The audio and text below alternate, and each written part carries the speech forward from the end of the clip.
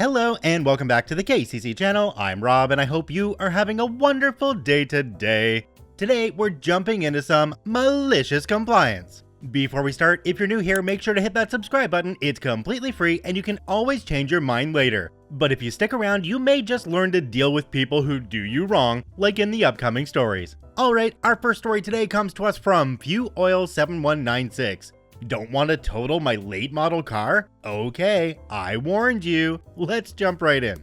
2 years ago, I hit a warthog-sized raccoon on my way home from work. I was driving an 09 Suzuki SX4 hatchback. The raccoon did a good bit of body damage to the front bumper and wheel well. The estimate to repair it was $2,200. I giggled at the adjuster when he said the insurance company was approving the repair instead of totaling the car. He insisted it was worth just under $5,000, so it should be fixed. I told him that having owned the car for a decade, it's a pain in the butt to get some parts since Suzuki closed their US business. He insisted. Insurance provided a rental, it ran $800 a week. So 4 weeks go by, the car isn't repaired. The shop can't find a wheel well to finish the job. Adjuster calls, a bit mad at me that I wasn't pressuring the body shop.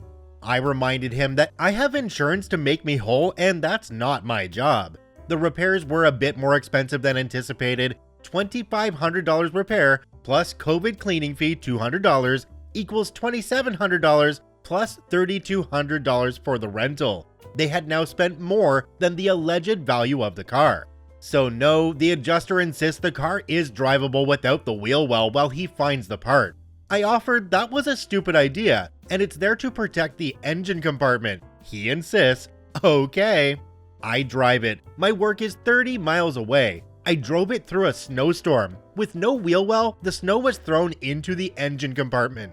Immediately in front of the affected wheel is the battery, fuses, and computer. They were all absolutely caked in snow, salt, and ice. Now all the dash lights are going off randomly and the car is shutting itself off. I called the adjuster and told him that driving without the wheel well has likely ruined the computer, fuse box, and battery. I asked which shop has a contract with them to fix these issues. Big sigh on the other end, pregnant pause. Well, I think we spent enough on this car, we'll just total you out. It's probably only worth $2,000, so that's what we'll pay you. No, you said just under $5,000, that's what I want. They wrote me a check for $4,700. All in, I figure they spent about $10,000 on a vehicle worth, at best, $5,000. I would have accepted $3,000 or less if they offered it originally. Jumping down to the comment section on this one, there's one from a user called Lord Adamosk. It says, I'm an insurance adjuster for a major company. What sort of rinky-dink operation was your company running that they tried to strong-arm you into driving an unfinished car? I'm extremely aware of the supply chain issues getting parts, even for new vehicles, but still. I think the part of this that gets me the most is that the insurance company was trying to get OP to keep on top of the repair shop. Like, isn't that exactly your job, insurance company? What are you doing over there anyway? And then, in the end, they tried to offer you a lot less than they originally said the vehicle was worth? OP, that company sounds like a gigantic scam. I think it's time to go with somebody else. Our next story today comes to us from Daft Boy Dim. Company saves cost by taking away company cars. Let's jump right in. About 6 years ago, I worked for a power supply company in the UK. I worked in a small project team that coordinated all the company's major infrastructure projects, and the role required travel to meetings all over the country. We'd average around 800 miles a week in company miles over the year, depending on the time of year and location of projects, etc. Someone in the finance department had reviewed our expense claims and calculated that over 1/4 we'd not covered the required number of company miles to meet the company's policy on company cars. For that 1/4 without looking at any other data. We lost our company car entitlement and the company told us we had to return them to the fleet company at the end of their leases. Malicious compliance activated.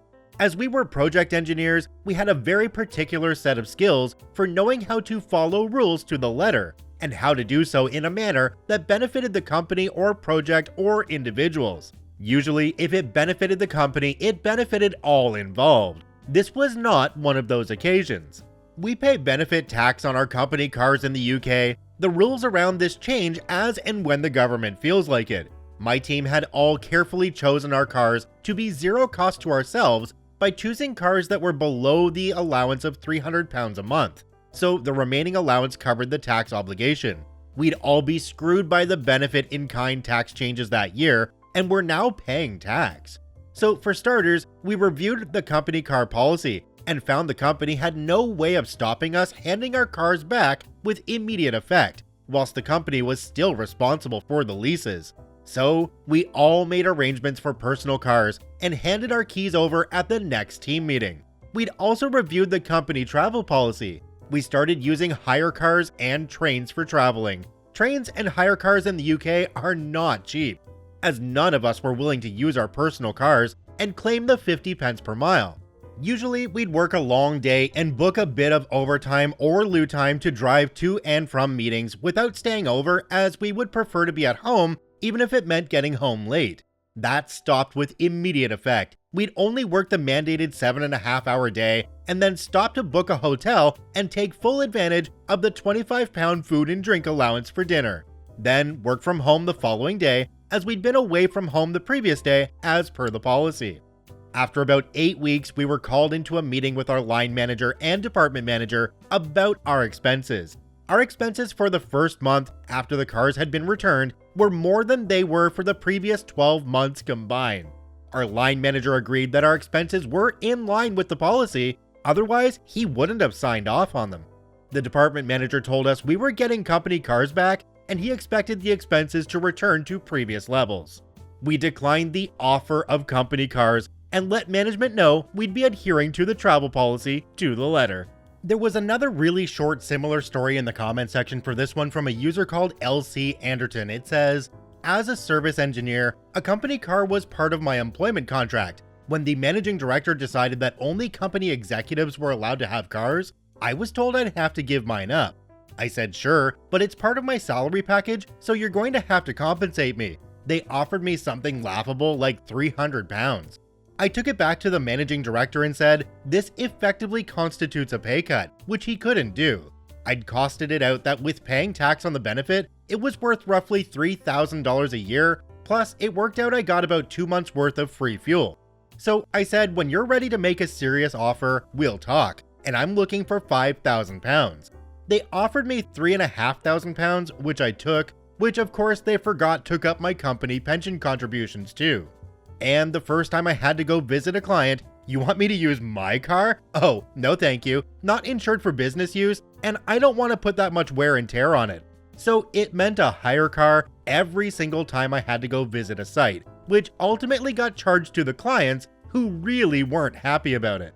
There's some kind of saying that goes along with this. I can't remember it exactly, but it's something like stepping over dollars to collect all the cents. I mean, these are really just examples of companies that don't do a risk analysis before making a huge policy change. My guess is the people making these changes weren't there in the first place when the company cars were put into place, because if they were, they would have seen why they were given company cars in the first place, likely to save some money on travel expenses, and then they wouldn't have made a change because they would have known that it would have been dumb. Our next story today comes to us from Impressive Pepper 785. Want revenge by paying in pennies? Here, let me count those for you. Let's jump right in.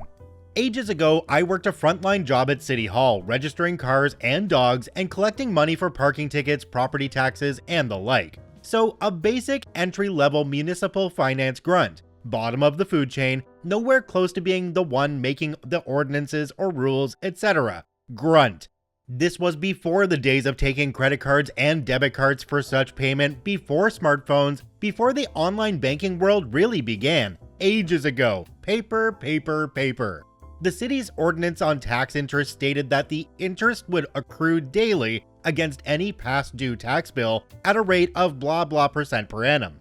Property taxes were due quarterly. Many people would come in to pay cash on the tax due date.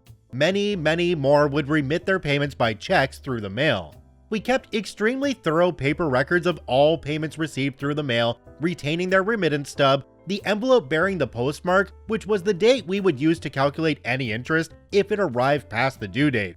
If the postmark was before or on the due date, no interest was charged. These were batched daily by each clerk, filed by date in our vault, so anyone who needed to could find any receipt or remittance fairly quickly. We needed to often, as did the city auditor. Anyway, business as usual, and the few days following the tax due, we would always get a few stragglers through the mail, and the daily interest would have started adding up. Not by a lot. For most homeowners, this would amount to just a few cents a day. We would send them a receipt in the mail with a note that they have a small balance now due to accrued interest, but we would hold it at the amount for 10 days. Most people would just send another check, some would ignore it, and others would come in to pay in person. Finally, the stars aligned and I got one. A real peach of a gentleman who was extremely disgruntled that he got a bill in the mail for this gosh darn interest BS, which he slapped down on the counter inches from my face. He then slammed a repurposed melatonin bottle full of pennies down on the top of the paper and said, "I hope whoever sent me this gosh darn bill has to count these gosh darn pennies," at top volume for all of City Hall to hear. I could tell already that it was mine. I saw my initials on the receipt when he slapped it down. Cue malicious compliance. I smiled as big as I could, said I would find out who had processed it, and took his receipt to the vault.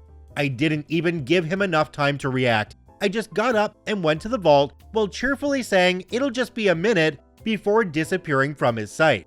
I found the paperwork, including his 2 days late postmarked envelope. Then I sat down at my desk, took the melatonin bottle, looked him in the eye and said, "You're in luck today, sir. I'm the one who sent this balance due to you, so I will be able to count these pennies for you." And I did. I counted all 39 of those gosh darn pennies, and I counted them one by one very, very thoroughly. It took him about 20 minutes to pay his 39-cent bill from the minute that bottle hit the counter to the end of it. I was extremely pleasant and cordial and smiling at him the entire time. It was just fun at that point, so I kept pouring it on, just so sweet.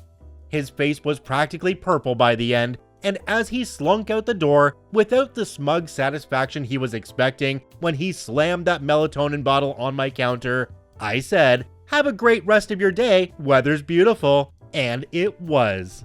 Jumping down to the comment section in this one, there's one from a user called Dorcat. Love that name. It says, "I hope that after counting all the pennies, you counted them again just to be sure, as a good and diligent public servant should, of course." I honestly think there's many ways that OP could have messed around with this person at their counter. When they went into the back, they should have gotten one of their coworkers and said, "Okay, I'm going to count out these pennies in front of this customer, but when I get about 3/4 of the way through, I want you to come out and interrupt me so that I lose my place and have to start counting them again. And then, once I'm done, I'm going to tell the guy that I have to have somebody verify it because it's a cash payment, and then have you come back out and count out the pennies one by one too." That's just a couple of the things they could have done, but it would have been so nice to see this one dragged out just a little bit more.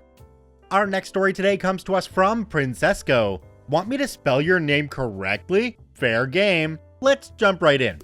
This story took place quite a while ago, but something reminded me of it and I thought I'd share. I was working remotely in a company with coworkers from all over the world, and the culture there was actually quite nice. I really enjoyed everyone I got in contact with, and in all my time there, I'd never experienced any bad blood between anyone. To put simply, everyone was very understanding of each other and open-minded.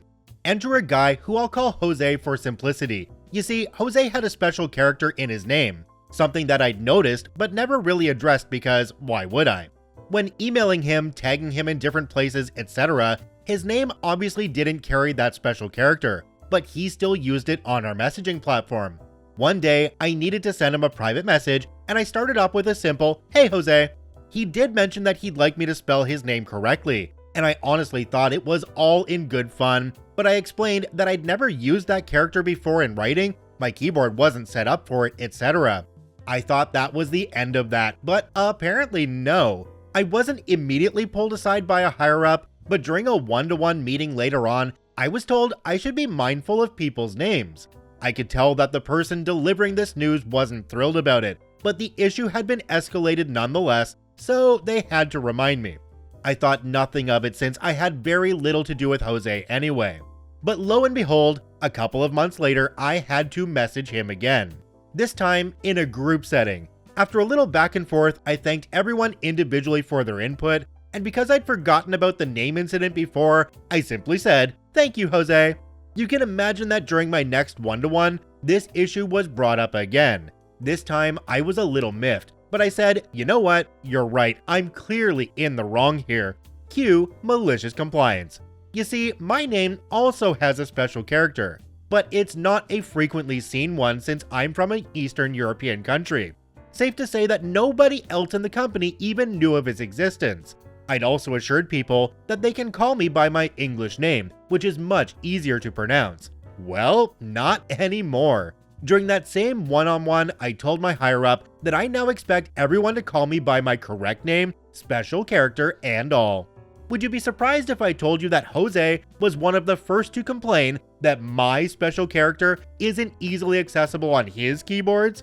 He actually had the audacity to contact me privately to complain that his name was a special case, since it's more widely used, and the special character is well known, whereas mine isn't, and I shouldn't feel special about it. To make matters worse, the next times I had to write down his name, and I made sure I did it often, I didn't actually type it down and instead copied and pasted it from Google, and it would always, without fail, paste the Wikipedia article about his name too. So my messages look clunky as all heck. Nobody judged me for it, and Jose avoided me like the plague whenever he could. Trouble was, he needed me more than I needed him. So he was forced to suffer by writing out my name properly far more often than I guess he expected. OP added a couple of edits at the bottom. One says, "Edit cause someone mentioned my name might actually be relevant to the story. It's Stefania." Edit number 2, I'd also like to point out that me and Jose were not the only people with special characters in our names.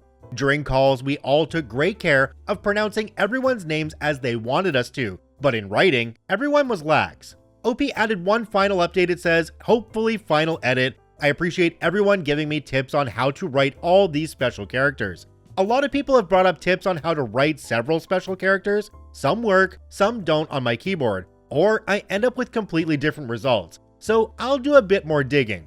I've also since saved his name in my directory, so it always autocorrects to the correct spelling. Thanks for those tips as well." That's absolutely one thing I was thinking of right when they said they had a coworker with a special character in their name, that you can set up your autocorrect on your phone to automatically correct that name and put in that special character. That's a really easy fix. In fact, you can actually do that on the computer as well. It's a little more difficult, but the option is still there. This is actually something that intrigued me recently because I've been trying to sell a bunch of baseball cards online, and I'll link my eBay down below if anybody wants to check that out.